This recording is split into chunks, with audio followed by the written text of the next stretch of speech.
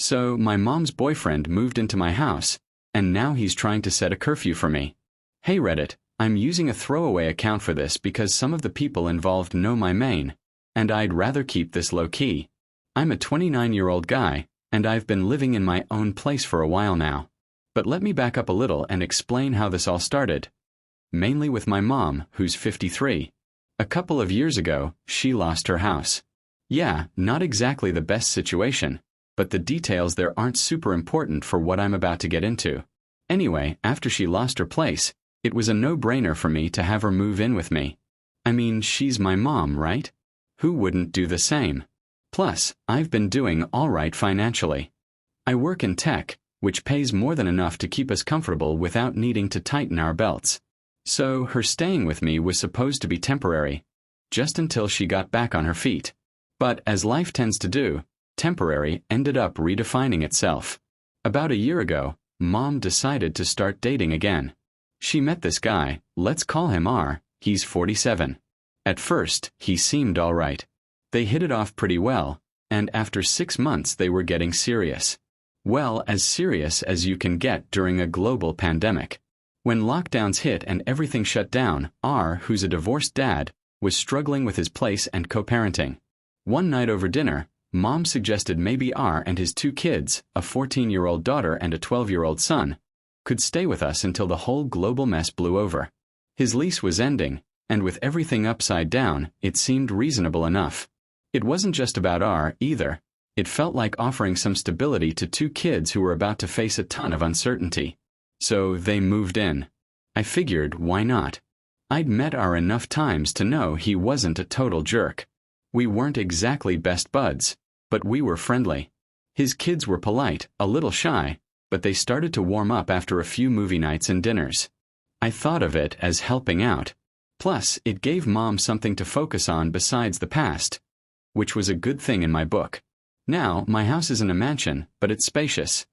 3 bedrooms, a couple of bathrooms, and a nice backyard that mostly sat unused until the kids showed up. I kept the master bedroom, Mom had her own, and R plus his kids shared the third.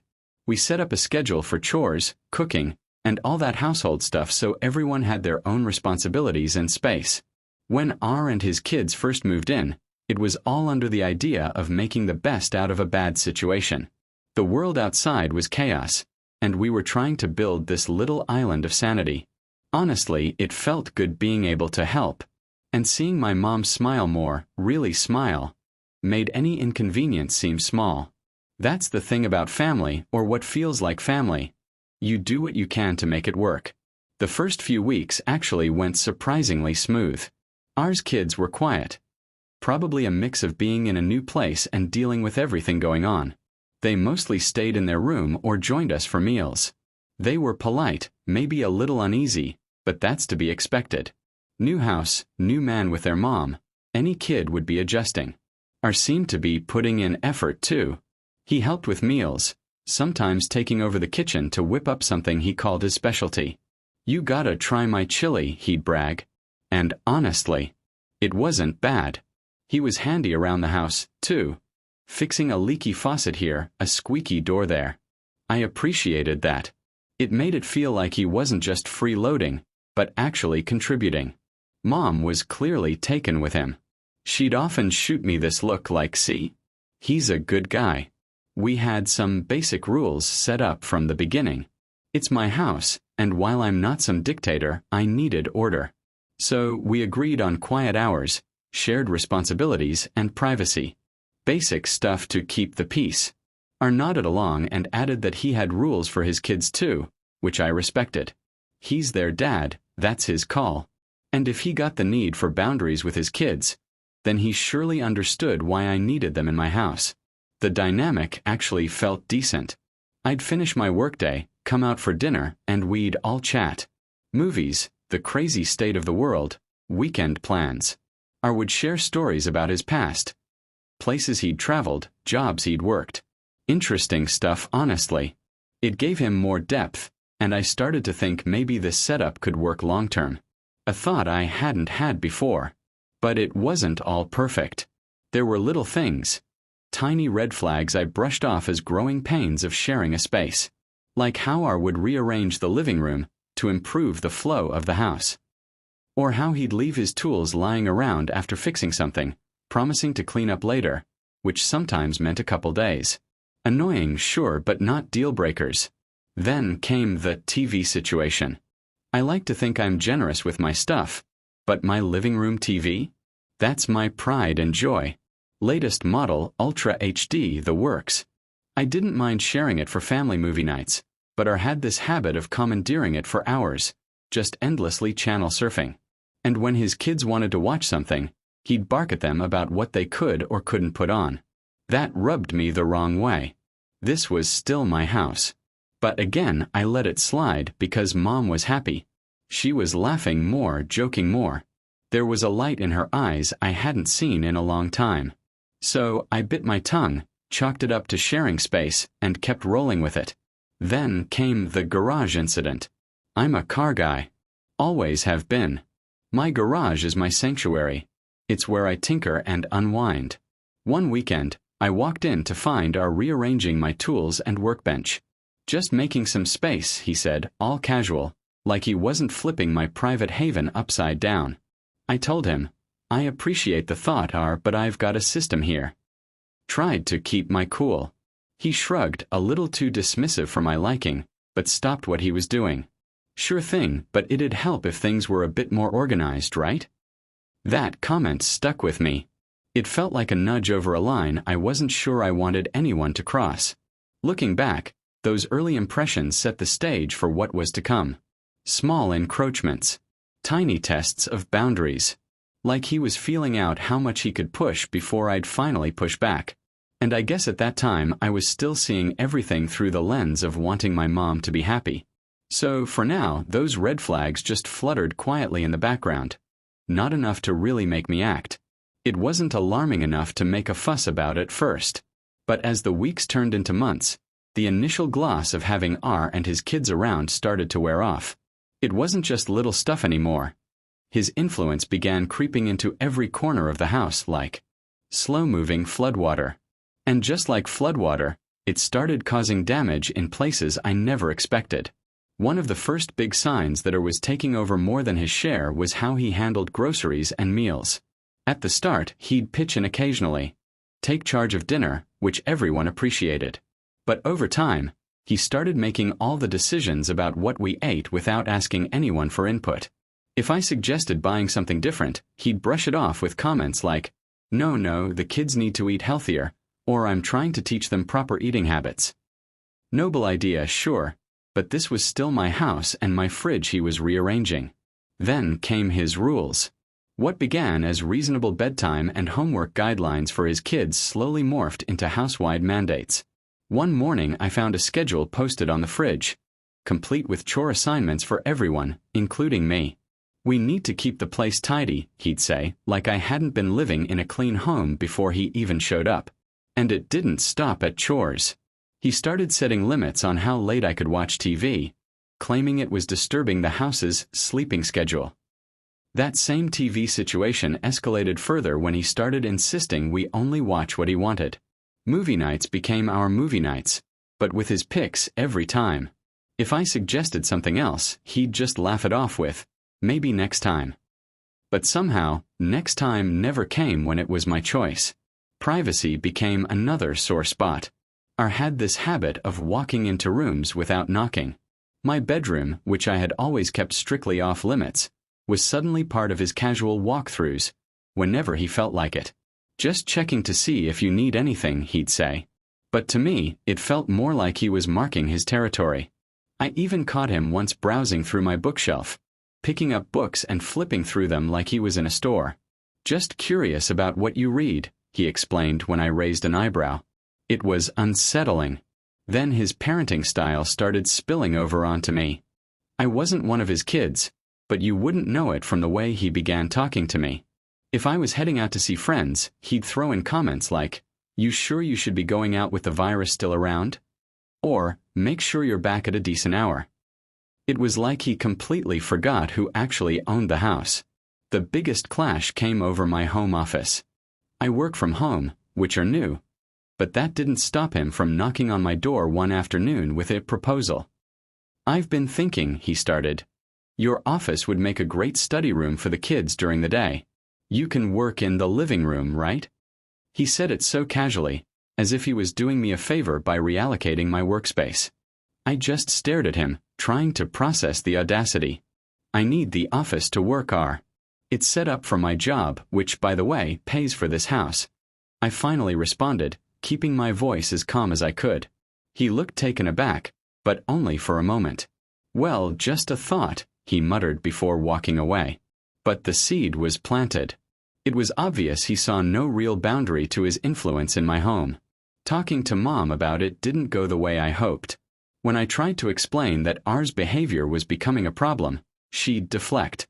"He's just trying to help," or "he's good with the kids. Isn't that what matters?" It was frustrating. The more he overstepped, the more she justified it. I couldn't tell if she genuinely didn't see the issue, or if she was too wrapped up in the relationship to admit there might be a problem. And things just kept escalating. It wasn't about a room or a TV anymore. It was about respect and boundaries. Two things that were quickly disappearing in my own home. I found myself retreating more, spending time in my room or out of the house, just to avoid confrontation. But I knew it couldn't go on like this. Something had to give. And soon. I was getting tired of feeling like a guest in my own place, tiptoeing around to avoid stepping on the toes of a guy who shouldn't have been in any position to lay down the law in the first place. As those thoughts brewed, the daily interactions grew tenser. Every comment from R felt like a challenge. Every suggestion felt like a decree. I knew a confrontation was inevitable. It was only a matter of time before I'd have to stand up and reclaim my space. But I dreaded the fallout, especially with Mom. Little did I know that confrontation was closer than I thought. And it all started with something as simple as a late-night run. By the time it finally happened, I felt like I was walking on eggshells in my own home. It's weird how that works, isn't it? One day you're the king of the castle, and the next you're dodging landmines in your own living room. Anyway, here's how it went down. It was a Thursday night. Nothing special. I'd been cooped up all day, cranking out work emails and sitting through back-to-back Zoom calls. By the time evening rolled around, I was more than a little stir-crazy. So I decided to clear my head with a run. A late-night run, which wasn't unusual for me. It's quieter, and honestly, it helps me unwind better than anything. I got back around midnight, sweaty and tired but feeling more like myself. I headed straight to my room, not wanting to wake anyone, especially not R or his kids. I figured everyone was asleep and I could just crash, deal with tomorrow when it came. But tomorrow came a lot sooner than I expected. As soon as I hit the bottom of the stairs the next morning, the atmosphere felt off. Too quiet, even for our usually subdued household. I shrugged it off and headed toward the kitchen, only thinking about coffee. But before I could even reach the pot, the living room door swung open so hard it nearly came off its hinges. And there was R, red-faced, obviously pissed about something. He didn't waste time. "In here." No. His voice wasn't a request, it was a command. I froze, coffee forgotten, trying to figure out what I could have done to set him off like this. My first thought was maybe something had happened with his kids. Or maybe there was some emergency. I stepped into the living room, and he slammed the door behind me. The sound echoed, sharp, loud, making it clear this wasn't going to be a calm discussion. Was there any need for that? I asked, more confused than anything. But he just glared at me. Then he launched into it. "How dare you come into the house at midnight, slamming doors and stomping around?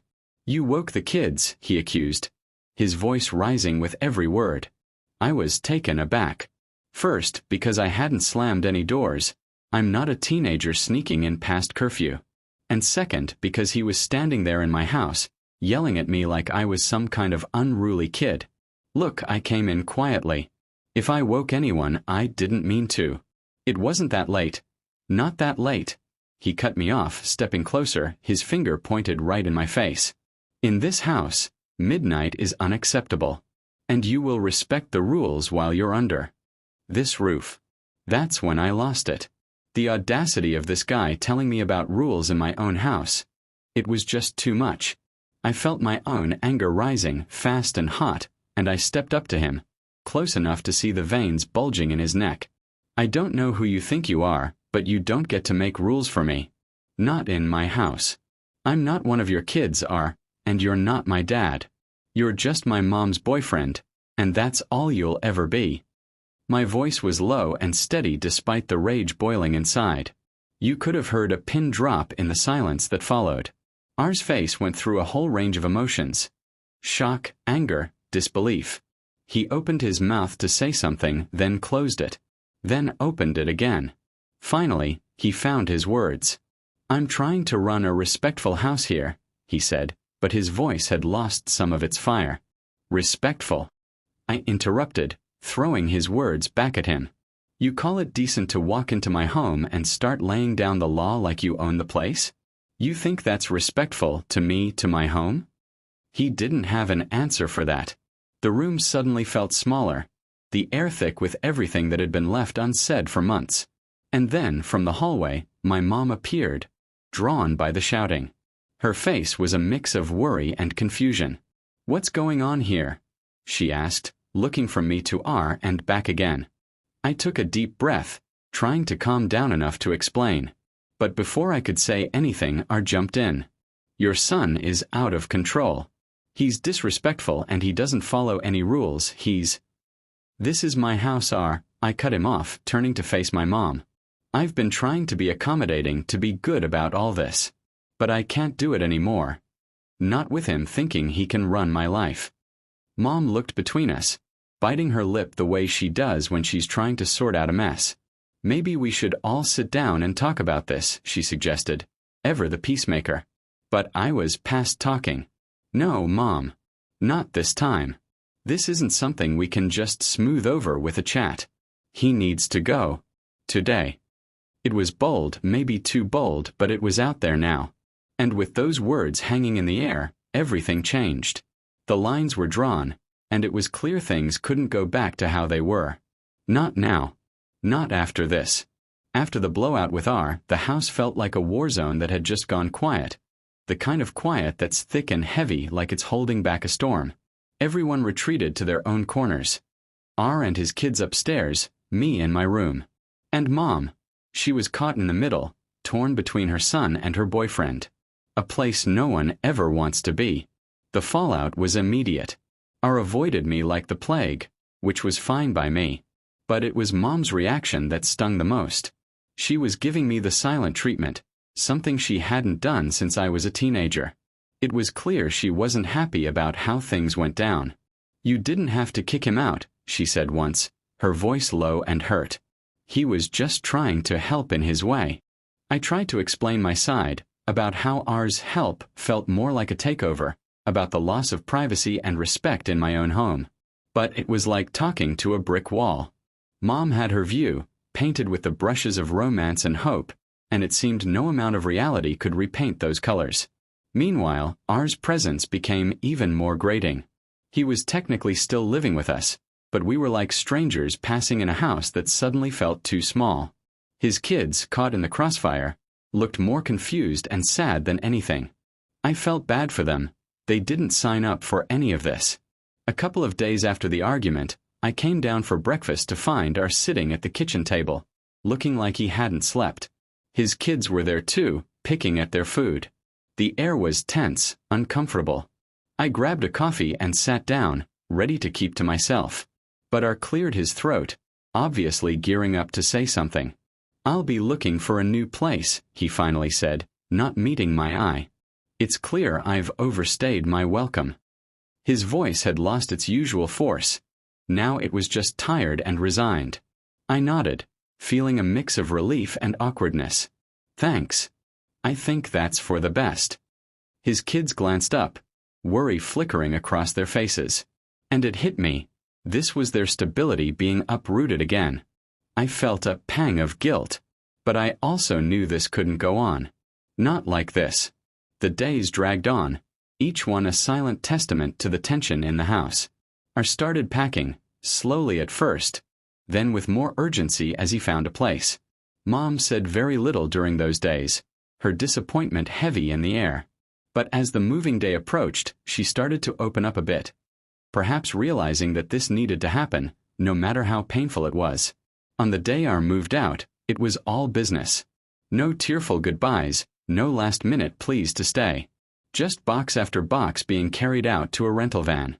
His kids hugged Mom before they left, a silent promise to keep in touch. R shook my hand, a gesture of peace, or maybe just closure. I couldn't tell with R. When they were gone, the house felt empty. Larger. Mom and I spent the next few days in a quiet standoff. She was hurt and I knew it. I tried to bridge the gap, suggesting a movie night or a dinner out, but she was distant. It was going to take time. That much was clear. During those quiet days, I reflected a lot on how things had gone so wrong. I wondered if there was something I could have done differently. Some way to have avoided the fallout. But every time I replayed the conversations, the confrontations, I came back to the same conclusion. I had to stand up for myself. For my space. Maybe I could have been more diplomatic, sure. But at the end of the day, it was my home. And I couldn't live like a stranger in it. It took a few weeks, but slowly, Mom started coming around. We began talking more. Not just about what had happened, but about everything else. Work, life, the latest books we'd read. It was like we were rebuilding our relationship one conversation at a time. One evening, sitting on the back porch, Mom finally brought it up. "I'm sorry," she said, looking out at the garden. "I should have listened to you more. I got caught up in how I wanted things to be." I reached over and squeezed her hand. "It's okay, Mom. I get it. You wanted to be happy and you thought R was a part of that." She nodded, tears welling up in her eyes. "I did. But I forgot that your happiness matters too. I won't make that mistake again." We sat there for a while, just watching the sunset, the weight of the past few weeks lifting bit by bit. It wasn't a perfect resolution, and there were still some rough edges to smooth out, but it felt like a start. A start to something better, something we could both live with. The days following R's departure felt like the slow return of normality in our house, or at least what passed for normal after everything that had gone down. The air was lighter, and even though there was still a hint of tension between Mom and me, each day chipped away at the wall that had built up during R's stay. Mom started to get back to her old self, the one I remembered from before all this mess. She began tackling projects around the house that she'd put off for months. Repainting the guest room, fixing up the backyard garden, and even planning some DIY decor projects. It was good to see her taking interest in the house again, not just as a place she was staying because of bad circumstances, but as a home. We had our heart-to-hearts, usually over dinner or while watching TV in the evenings. It wasn't easy at first. There were a lot of unspoken things hanging between us. But we made an effort. One night, while we were clearing the dishes, she paused and looked at me with a serious expression on her face. "I've been thinking a lot about everything that happened," she started, wiping her hands on a dish towel. "I know I put you in a tough spot with R, and I didn't see things clearly." I put down the plate I was drying and leaned against the counter. "I know, Mom. It got pretty rough there for a bit." She nodded, swallowing hard. "I let my feelings for him blind me to what he was doing, to you, to us. It's not an excuse, but I guess I wanted it to work so badly that I ignored the signs." Hearing her say that, acknowledging the strain R had put on us, felt like a turning point. "It means a lot hearing you say that. I just wanted you to be happy, but not at the cost of our home feeling like a battleground." She reached out and squeezed my arm. "I've made an appointment with a therapist," she said, almost in a whisper. "I think it's time I sorted out some things. Figure out why I let that happen."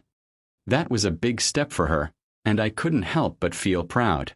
Mom had always been the type to think she could handle everything on her own. Seeing her take this step towards self-care and healing was a relief. "We'll get through this, Mom. Together," I said. And for the first time in weeks, I saw a genuine smile spread across her face. The next few weeks were a period of adjustment. With R and his kids gone, the house seemed too quiet at times. But it was a peaceful quiet, the kind that lets you think and breathe without feeling like you're stepping on eggshells. We took the opportunity to redefine our living arrangement. We set new boundaries and expectations, making sure we were both comfortable with the setup. It wasn't just my house, it was our home. And we both needed to feel safe and respected here. One afternoon, I came home to find Mom in the living room, surrounded by photo albums and old family videos. She waved me over, a nostalgic look on her face. "Come here. Take a look at this," she beckoned, patting the sofa next to her. We spent hours going through the albums, laughing at old memories and sharing stories from when I was a kid. It was the most connected I'd felt with her in a long time. It was like we were rebuilding our relationship from the ground up, finding our way back to each other after being pulled apart by circumstances and by ours influence. As we turned the pages, it struck me how much history we had, how many ups and downs we'd navigated together. This was just another chapter in our story, one that we were closing together. "I'm sorry for everything. Really," Mom said as we closed the last album. "But I'm here now. Fully. No more distraction." "I appreciate that, Mom. And I'm here too," I replied, squeezing her hand. We had both learned a lot about each other and ourselves through this ordeal. The importance of communication, of setting boundaries, and of supporting each other without condition. In the end, the resolution wasn't just about our leaving, or about us getting back to normal. It was about understanding and respecting each other's needs and spaces. It was about growing from the experience, not just moving past it. Life went on as it does. Mom continued her therapy, and I got back into my routine with work and friends. The house felt like mine again, but more importantly, it felt like ours. Mine and Mom's. We were a team, and whatever came next, I knew we'd handle it together, with open hearts and a clear understanding of what made our home a sanctuary for both of us. So yeah, it was a rough patch, but like all tough times, it offered lessons worth learning. And as for me and Mom, we were better than okay. We were stronger, closer, and more in tune with each other than we'd ever been. Here's to new beginnings, right? I'm going to answer some questions. 1. Yes, I was well aware when moving in that it would be my house he was staying in. He asked me upon moving in about rent and such. However, I'm on a good wage and more than capable of covering household expenses, and I did not charge him for staying, as they were only staying until the global issue was over. 2. I'm not kicking my mom out. She needs a therapist, not a change of address. She and I had been casually dating for nearly a year but started getting serious at the beginning of lockdown. Since it was a growing relationship, my mom suggested we all lock down together so we could get to know each other better. 3. To those who are curious about my parents' marriage and how it ended, Dad was controlling and manipulative, and he hid it well, just like he hid his girlfriends. There were no fights or divorces. He was my dad and I do care. But he played away with the wrong woman and paid the ultimate price, on her car bonnet. It's sad, but I can't be angry about it.